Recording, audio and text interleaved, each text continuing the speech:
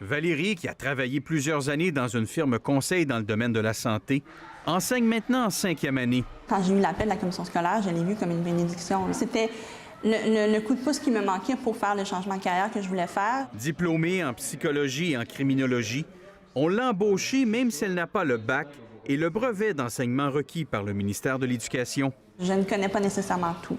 On apprend, comme je dis, là, sur le terrain en côtoyant les élèves, mais aussi en côtoyant les collègues. Il y a beaucoup d'aspects techniques dans l'école. C'est peut-être ça qui est peut-être insécurisant. Et Valérie n'est pas seule. Avec la pandémie, le manque d'enseignants est encore plus criant dans les écoles. Depuis 5 ans, le nombre d'enseignants non légalement qualifiés qui ont un permis de tolérance d'engagement n'a cessé d'augmenter.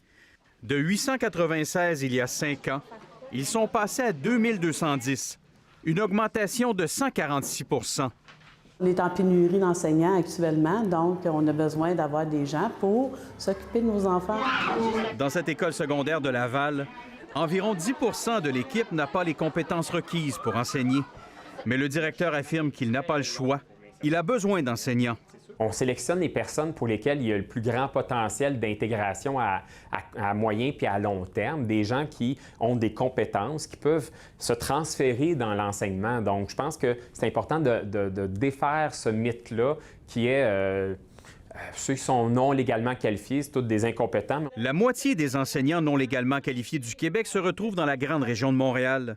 Les besoins sont tellement grands ici que les universités n'arrivent plus à suffire à la demande. Alors, c'est sûr que ça reste préoccupant pour la qualité de l'enseignement qui est dispensé.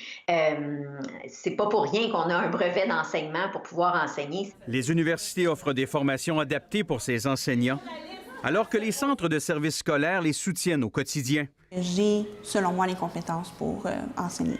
Mais Valérie a tout de même décidé de suivre une formation universitaire à distance pour devenir éventuellement une véritable enseignante. Ici Jean-Philippe Robillard, Radio-Canada, Montréal.